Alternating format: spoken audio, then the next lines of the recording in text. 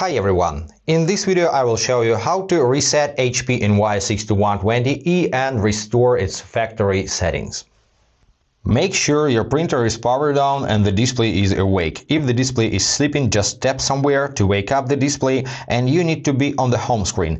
If you are on the different screen, you need to tap on the home button. It takes you to the home screen. And now let's reset the printer. Tap on the menu button, then swipe up until you see Tools.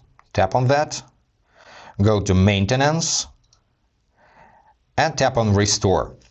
Here you can see two options: Restore Network Settings and Restore All Factory Defaults. Use the first option if you need just fix Wi-Fi connection issues with this printer. You don't have to restore all factory defaults in these settings. Just tap on Restore, answer yes, your network will be reset and you can connect the printer from scratch. If you still need Restore All Factory Defaults, tap on Restore next to it and confirm your action.